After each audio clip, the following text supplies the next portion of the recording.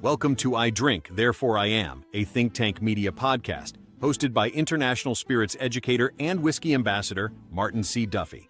Each episode, Marty sits down with distillers, brand builders, and industry insiders to talk about the craft, the culture, and the business behind the spirits world. Pour yourself something appropriate, and let's get into it. Hi, everyone. This is Martin Duffy, and you are watching I Drink, Therefore I Am. Yeah, the podcast that talks about the drink industry on various levels, all the different things that are going on. Today, our special guest is Jörn Kleinhans, which I like saying just because it sounds, it sounds like one of those European names. But you don't live in Europe. You live here in the good old US of A on the West Coast. And Jörn, or we'll call him Joey, that's the moniker he usually goes by, is heads up the Council of Whiskey Masters. And so we're going to talk about this, a certification course that he created. First off, Joey, why don't you go into a little bit of your back history? How'd you get into the drink industry? Well, I grew up in Germany, Marty. It's good to see you. And I really fell in love with wine at a young age. As you know, in Europe, we are not so strict about alcohol. So my parents would frequently force me at age 4 to finish my glass of Bordeaux before I can go over to the 3-part dessert. And so wine came naturally. I got very interested in the systematic understanding of wine rather than individual bottles and their beauty. What can you systematically organize about them, about the grapes, the regions, the styles? So it was wine first, but over time, when you come to the end of wine, then there is whiskey, a whole new world of interesting complexity of an area to be organized and understood. So now, as a sommelier, if I'm not mistaken, you do have to study all spirits, correct? I mean, obviously the specialty is wine, but you do study spirits. You look into the production and the history of all the various categories, correct? Yes, you do. You basically understand that spirits are one layer on top of wine, right? Rather than just fermenting a certain a product of nature, you are then distilling. And you learn that overview and the major categories, perhaps, of complex spirits, mostly tequila, whiskeys, rums, and brandies. Right. You distill wine, you have brandy. And what does brandy mean? But burnt wine. Mm-hmm. Head explodes. All right. So how does all that lead you into creating a whole certification course on whiskey? Why whiskey? Why not tequila or, vodka or something else? Why whiskey? Yeah. You definitely need an opportunity where there is a gap, and not only a gap that exists, but also that is worthwhile to fill. And so in wine, there's a whole system of the Master of Wine program. I was in that actually for a while, and the Master Sommelier program. And it seems they have organized what there was to do in creating the knowledge, in doing what is humanly possible to build skills, practical and theoretical skills. And in the spirits, that has been less done. And I was wondering at some point, why is that? And so part of the answer that I found is, for some spirits, it may be less worthwhile to go too deep.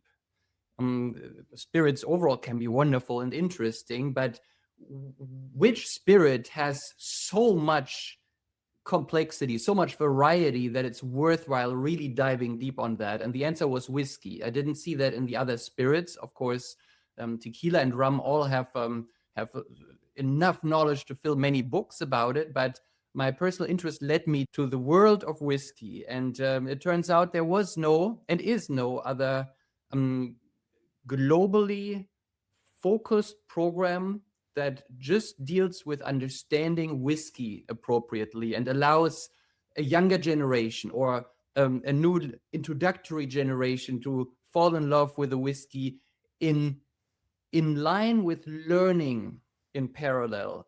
Liking it is great. Knowledge increases satisfaction and enjoyment. So how great would it be if someone discovers or rediscovers the world of whiskey, which is complex and vast and interesting, if you provide them the necessary fundamental knowledge along with their progress. And that's how the idea of starting an organization came along that is dedicated to the greatest spirit on earth. It's interesting. 30 odd years ago, when I really started getting into the whiskey business, I kind of liked it because it was very simple. You only had about 90 distilleries in Scotland. So you had Scotch. You only had 3 distilleries in Ireland for your Irish whiskey. And bourbon was just coming out of its doldrums. So there weren't a lot of bourbon. You definitely didn't have, 3,000 craft distilleries across the country. And Japanese whiskey was very minuscule. You just didn't have a lot of whiskey. So it was easier to comprehend. It was easier to explore. But nowadays, it's everywhere. I don't know if there's a country out there. Hell, they make whiskey in Pakistan, which you don't think would happen. So it's when you came up with the certification course and getting people to become a master of whiskey, it's a much bigger hill to climb than it used to be 30 years ago. It is, and you have to pick your battles on what you actually want to teach. Can you teach everything? No. Is it worthwhile teaching everything? No, because you do have to create a hierarchy of worthwhile topics. You have to determine what's important and then what is less important for principled learning and for often in taxonomy, right? How to categorize the world, right? Is America really the country of bourbons, or is America the country of American whiskeys? And so that is, of course, evolving on us, and there are many difficult answers. But I sure have seen what a bad education program consists of. A bad one presents all information without proper hierarchy.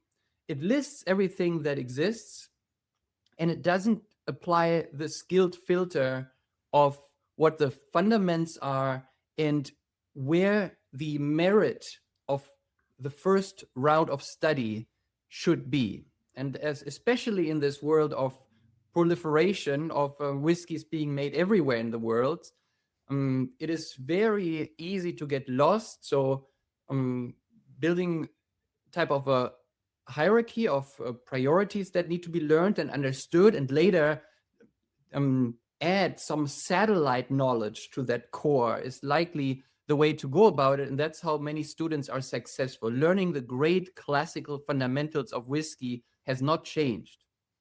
Well, why don't you walk for those who might be interested in taking the course and getting certified, why don't you walk them through the steps? What would be the first thing they do, and what should they expect? Yeah, of course. So very often, probably a couple of hundred times a day, somewhere in the world, a person says, I want to learn about whiskey. I want to know more. I like whiskey, but I feel I need to read something about it, and it would be cool to do more. So they type in whiskey education or whiskey course, and they usually find the website, right? whiskeymasters.org.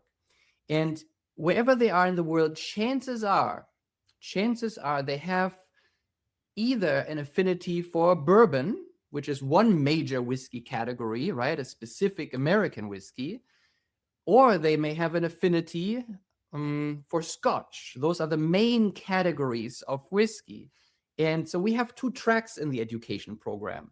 We have the Scotch track and the bourbon track, and they run in parallel, but they also meet in the middle because they both, of course, are elements of global whiskey. So someone either wants to take level 1, certified bourbon professional, or the other track, certified Scotch professional. And so that would be a clear introduction with detailed knowledge, but assuming that you're new to the world of whiskeys and even the world of alcoholic beverages. So it gives people a chance to learn from zero. Those who already know a good amount still will have a challenging time taking this course and the exam, because there's a lot of stuff, right? It's like 80 hours of studying usually, and we use great textbooks. We used a variety of authors in the past, from Lou Bryson to Charles McLean, to lay down the best that we know about these categories. So that's level 1, either bourbon track or Scotch track. And once they do that, they can be done and can be happy. They usually have very good knowledge after that. We call them desk ready for the word of for the career in the whiskey industry somewhere, maybe a distillery or marketing, distribution, whatever they want to do, or maybe remain a hobbyist. But the next step is then taking this local knowledge to the global level. And that's where level 2 comes in, certified whiskey specialist. And that's where we fill in the global atlas of whiskey. If you studied bourbon at the first level, we're going to fill in Scotch, and then Irish and Japanese, and a couple of other important. Don't forget the Canadians. They're very touchy. They get very touchy if you forget about them. And they're a little sore right now about the whole hockey team thing. So that is too bad. Yeah. And then basically these are remote study, book-based readings that are demanding. It's 100 questions. You have to really spit out the knowledge within an hour of an online exam, and usually 2/3 of the candidates pass, and maybe 1/3, maybe they understudied, maybe they underestimated that there is a good amount of difficulty if you want to carry these titles. But these courses are taken around the world in more than 50 different countries. And then there is the next level. Do you want to really reach a level of true mastery? That is the question. So level 3 goes back on the tracks. If you were on the Scotch track, you can now become a master of Scotch. If you were on the bourbon track, you can now become a master of bourbon. And those programs are set up like a doctoral program at a good American research university. That means you have an advisor, you are self-studying the great open questions of whiskey. And that usually means tasting to truly get to know the important whiskeys. So that's the practical component. And the production side. So that's theoretical component, where you answer the great question, why does it taste like that? Because all the flavors in your tastings are causally brought about through a specific production process. So there's often a direct logic, and sometimes it's really hard to find out what that logic is. So why does it taste like that is the overarching question of the master program. So that's level 3. And once they passed one of these, then there's a final frontier, level 4, master of whiskey. And that was very much inspired by the question, okay, yes, there's local mastery, but then there has to be, again, a level of global mastery. And we sure remember well when Diageo decided to really put their best foot forward in presenting their large whiskey portfolio to the world many decades ago. They hired some of the brilliant minds and trained them to truly know the products. And so they actually first had a Master of Whiskey program, which I understand you are a wonderful graduate of. I was one of the first of the 7, the original 7. We were the first brand ambassadors in the spirits category. Yeah, or the spirits industry. Outside of some of the distillers they bring over from Scotland, but Yeah, we're the first, especially here in the States, we're the first ever brand ambassadors. We kind of broke the ground. Everyone else is just, resting on our shoulders, really. Yeah, yeah, Yeah. true. Standing on our shoulders. So, here's something. Now, what I think would be kind of cool, having seen a lot of the testing on Scotch, is that, so to me, Scotch's kissing cousin is Irish whiskey. There's a lot of similarities, but there's also a lot of differences. But it's close enough that, you can almost combine the two. And then the same thing with bourbon and a lot of Canadian whiskey, not all Canadian whiskey. Canadian whiskey is like you go up there and that is a whole different show unto itself. They have, you really need a little guidebook to walk you through some of that stuff, because they're, stuff that they call rye may not have rye in it. It's like crazy. Okay. Are you trying to throw me off?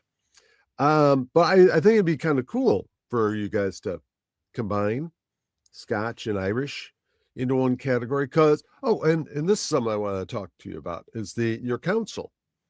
Because you look at that council and it's like the who's who between whiskey writers. You have distillers, you have industry professionals who've been at it for decades. I mean, first off, how do you choose them? What is the what's the word I'm looking for? The thingies, little boxes you tick off to choose them. And then who else do you look for? Yeah. Look to establish a new education program that can actually be trusted. And that means by candidates who are wondering what they could do to show knowledge to the world and develop the knowledge in the first place. And then the outside world, the ever suspicious masses that have been flooded with illegitimate degree mills around the world. So how do you make it good? So I decided that I don't know enough to see all the blind spots. So we said, why don't we get the greatest and most experienced whiskey experts from around the world behind this educational project, build something really great and lasting. So we contacted a couple of well-known whiskey professionals, looked very carefully at their credentials, and then listened to them and said, who else are the specialists here? The specialists in every field in whiskey, every part of the market, and those that make a true impact, those who have real expertise, knowledge, and are respected around the industry. We invited them to join the Council of Whiskey Masters, right? Supposedly, the Council of Whiskey Masters contains the Whiskey Masters, and those are, to one half, they are those who we added to the council as a board member, advising the organization to do well in the world of whiskey and build something for the whole industry that is good and hard and serious and enjoyable. And then the other half will be the candidates that are going through this 4-step system, and after a couple of years, a handful of them every year come out on the other side, and they become masters of Scotch, masters of bourbon, or master of whiskey, and they then also, therefore, join the council. And there is this generational handover from the senior group of people to the new generation that we are making ourselves. And I look very carefully these days that we want those with the best reputation that have an actual impact in whiskey and that are intellectually bright. We do that check. We want frankly the research professor types of the whiskey world. We want those who have really drilled down on one topic and have the answer, so that a council member who has an open question may not always have the answer themselves, but we do have all the resources to find the answer with one phone call. And that's the selection criterion that I often use. I mean, you have two guys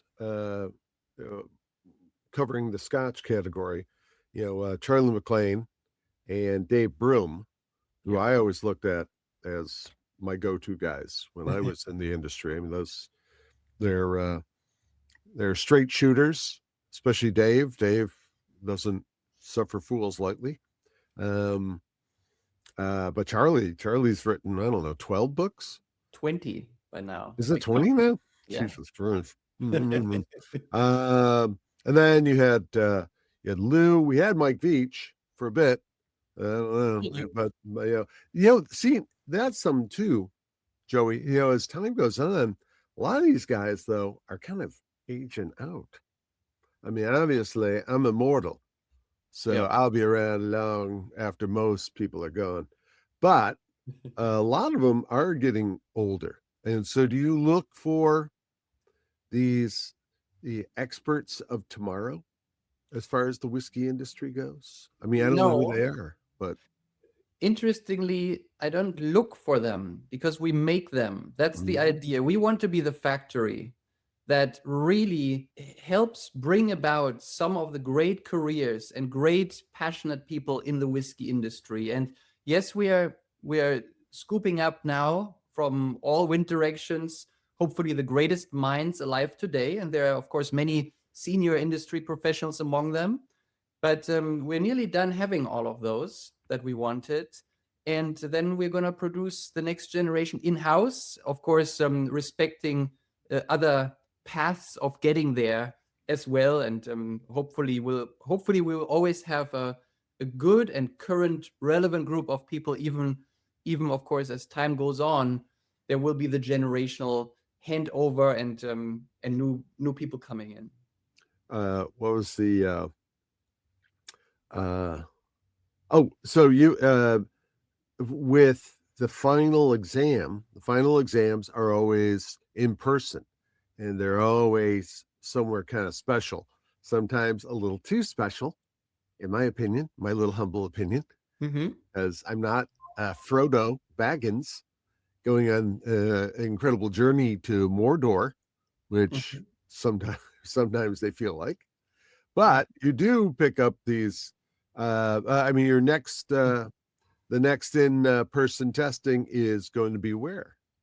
Well, we are taking over the picturesque town of Pitlochry in the Central Highlands in Scotland.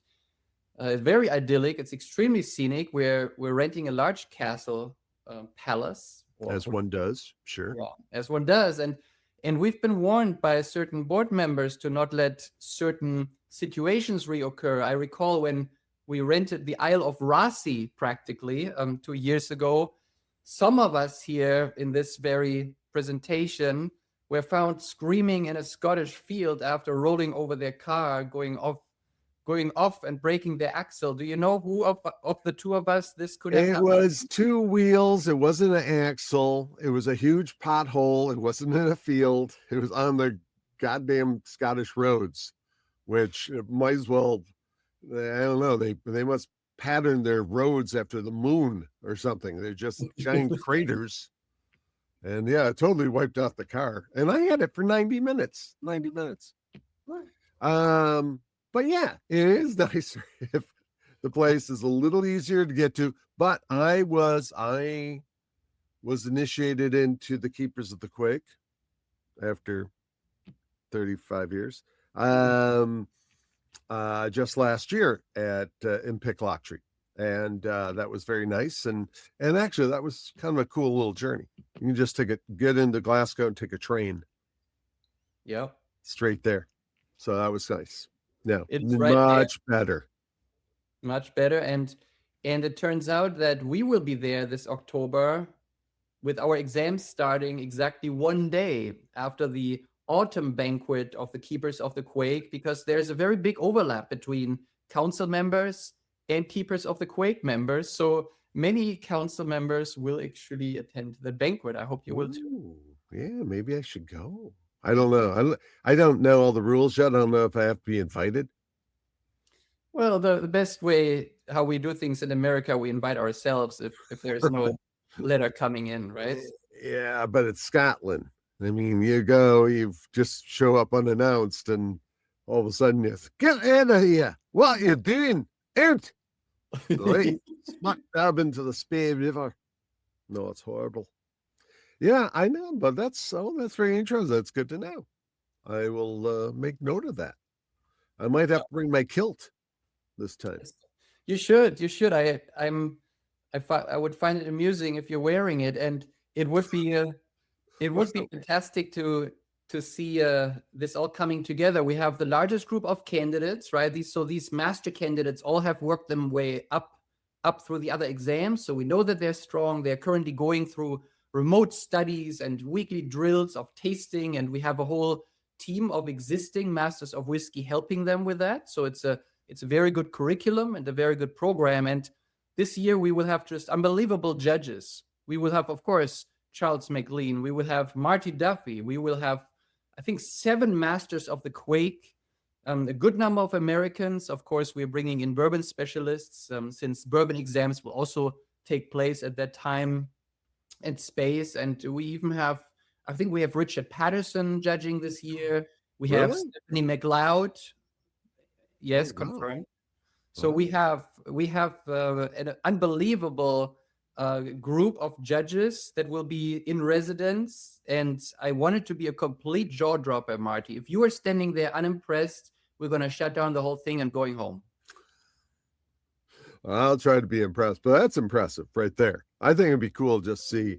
Again, I'm a bit of a nerd when it comes to some of those guys, like Richard Patterson, and seeing a Richard Patterson with like Charlie McLean and a Dave Broom, and actually a lot of times those guys, again, especially with Dave, I've seen Dave, if one of these other guys ever says something that's kind of marketing spin, Dave will call him out on it, and it's great to see because it's just really fascinating when somebody says, yeah, I know that's a bit of bullshit. It's not really made in a hollowed out tree by elves. I know that. Well, they will all be there, Marty. I think Rachel Berry's gonna come. Of course, John Campbell is flying from California. Susan Reigler will be coming from beautiful Kentucky. So it's gonna be very special. So if a meteor lands on Earth and hits that castle, it will wipe out roughly 80% of the who's who in whiskey. I hope that's not concerning. That'll make for a very interesting whiskey disaster film. Whiskey disaster. In fact, I just saw Peggy Noe Stevens down at the World Whiskey Awards. She's a member 2 weeks ago, and she is on the council. Yeah, I know she and Susan do a lot of stuff together, including I think they wrote a book together. Yeah, and then they started Bourbon Women. That's some. There's something. Have you approached other organizations like Bourbon Women, which is all about supporting women in whiskey? But I don't know. I don't think they have a certification course. So have you ever approached Peggy or any of them and asked them, hey, could we, work together on that? Maybe introduce a special rate for your members? With the Whiskey Women, we are actually in touch, and they have a scholarship program, and they have sent a couple of great candidates, and we of course love working with them. I like this. Tim mentions, shouldn't they hold one whiskey master back then and put them in a secure location like in Lone Survivor? So yeah, you should. So one can always be spared. Yeah, that would be you then as the most special, and we put you back on the island where you have to take the ferry in the middle of the night to get there. I am considered the Mark Wahlberg of the council members. So yeah, I could see that. I could see that happening. You know, Marty, what happened after you stood screaming in the fields of Scotland like the Highlander barking at the moon at night with a broken car. So meanwhile, American whiskey expert Steve Beale was flying in from San Francisco, and the plane landed late, and they had a 3-hour trip from the airport to the ferry that goes to the island. And there is, of course, at night, a last ferry around 7 o'clock. And exams would start the next morning. We need everyone on that island. And I looked at the landing time of the plane, and it wasn't happening. So plane came in late. There was nearly no way for them to get to the ferry on time. So I had already commissioned a small rubber boat, what they call speedboat. It's a rubber boat with a small engine on the back. And I was ready to pick up Steve Beale at the dock in the dark of the night over the Atlantic to make sure we have everyone in place. But it didn't happen that way because we had an outstanding driver. We had a Swiss driver who is high-speed certified, and he made it to the ferry. They had already cut the lines, and they were about to leave the port. Just launched. I can only imagine, but we got them all on the island. So many others shared the fate that you endured as well. Well, I think you should have gotten a helicopter, one of those big military helicopters with a netting underneath, and Steve could have gotten into that, and he could have been hoisted up and then flown and then dropped onto the island. Just dropped. Yeah. Steve's he's very durable. Very durable. Yeah, man. So now what else? What are the plans for the future as far as some of the other categories? Or right now you've held these in-person classes both in Kentucky a couple times and in Scotland a couple times. Yeah. What about holding them in a country like Ireland or Canada or even Japan? Though that'd be a tough nut. I mean, that'd be expensive, I would think, all the way over to Japan. I mean, you're in California, so you can just get in that little fancy speedboat you're talking about, just cross the Pacific. But I'm Chicago, baby. Well, you just fly over the North Pole, Marty. Isn't that how you get to places? What am I, Santa? No. Oh, I have to go westward over the plains, the mountain ranges, and I usually go by dog sled, especially in the winter. Yeah. Well, it's all happening. So we have interest from several good Japanese distilleries to have us in the future. Wow. And I heard that we're big in Japan. We actually have the first Master of Scotch in Japan, and we have a very large number of students, usually studying for Scotch, recently also studying for bourbon. But it is very possible if I can come up with a dinner menu that I find acceptable. We do not want to scare away people. We want to do something really nice that everyone from around the world would find attractive. So Japan is on the list. We're also thinking Ireland based on your recommendations. I looked a little more, and a couple of the distilleries have good infrastructure nearby. So those are the two other countries we likely would visit first if we are not in beautiful Kentucky or in the Scottish Highlands. Yeah, in Ireland, a lot of the distilleries are actually located in small towns and villages, which are beautiful and great for all the visitors, all the students to come and hang out. Plus pubs, an Irish pub you can't miss. Irish pub is great. What about Australia? Yes. Oh, I'm glad to mention, of course, Australia. We have a Master of Bourbon in Australia now. She is a national legend. They just call her. Have you seen the advertisement, like the billboards they're hanging from the freeways in Australia? It's a photo of her. Of her? Yes, Carmen, Australia's Master of Bourbon. You should look it up. It's fantastic. Carmen Hutt, which is our Master of Bourbon, and she's a candidate for the Master of Whiskey this year. So you will see her. You will see her in Scotland, and you may actually be a judge in her exam. So the future That'll be really tough. is in your hands. And plus, I'll judge her while being upside down to make her feel at home.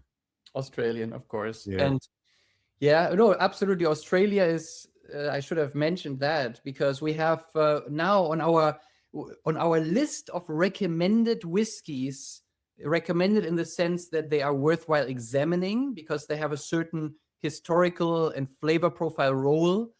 For the Master of Whiskey program on our website, we recommend, or we have set 48 important whiskeys, and Starward is our first Australian pick. We're very careful to not randomly add names from all the different countries that make whiskey, as you mentioned earlier. Whiskey's made everywhere. So what's important? What's stylistically setting a new category? What is carving out its own space of personality in the whiskey? So Starward is our first Australian pick, and we do want to go.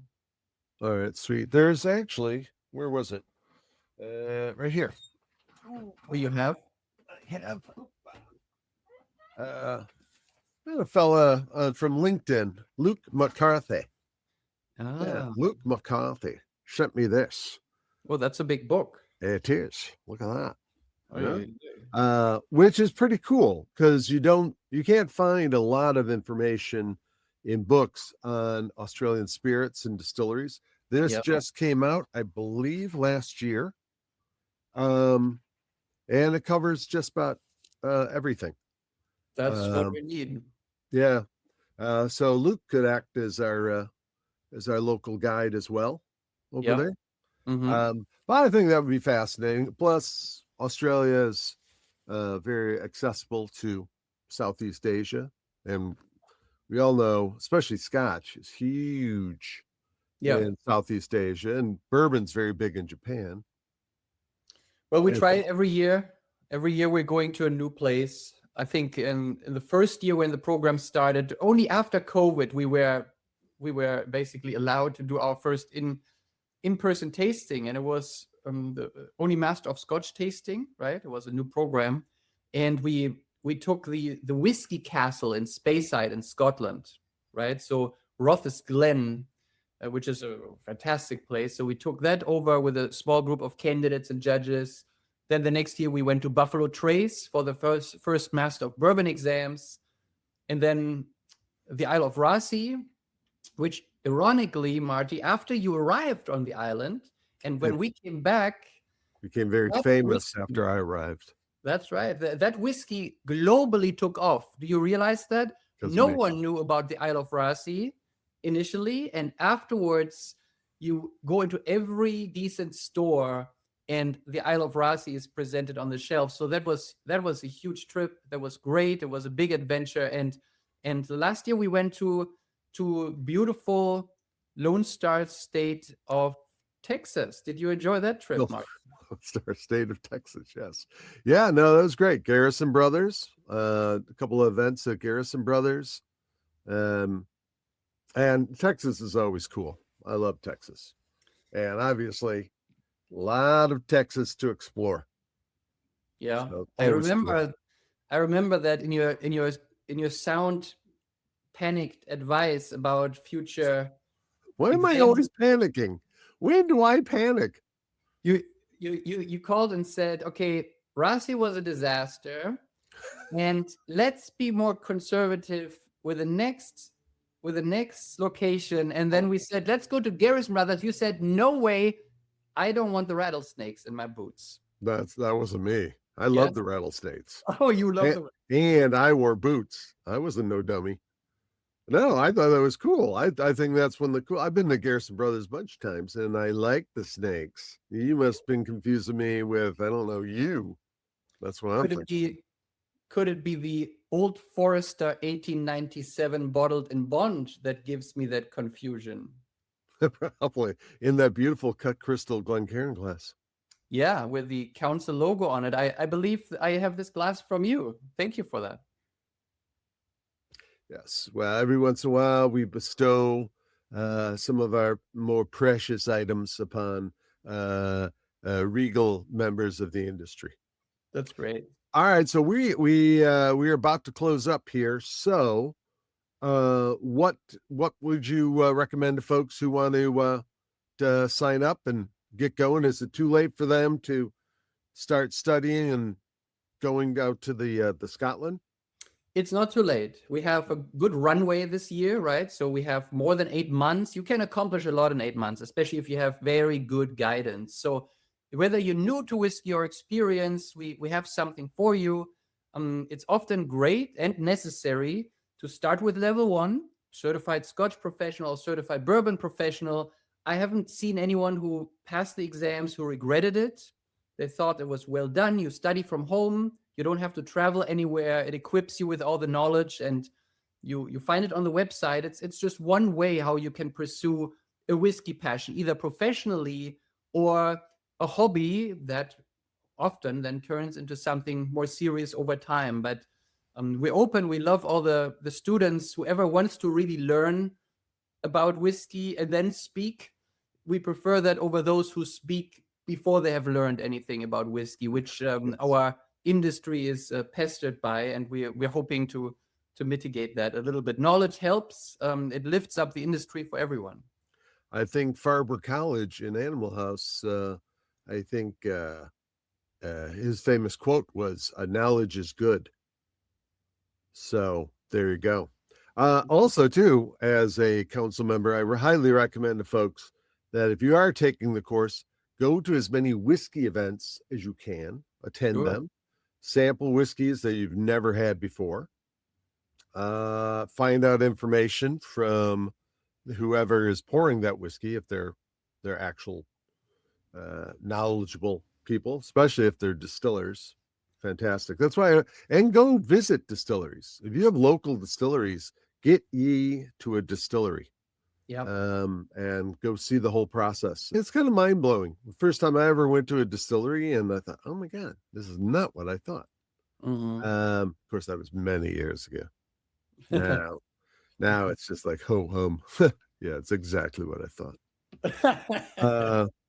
All right. Well, thanks, Joey. Appreciate you coming on.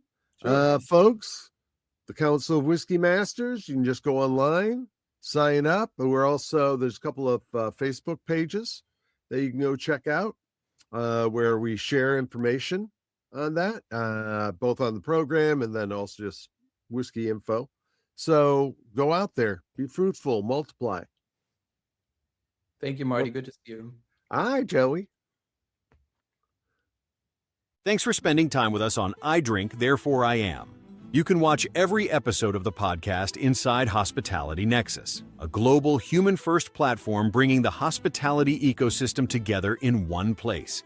Inside the Nexus, it's a career fair that never closes, connecting industry leaders, educators, students, employers, and partners through real presence. Create your free account and explore the community at hospitalitynexus.org. And until next time, sip thoughtfully, drink responsibly, Slán Che.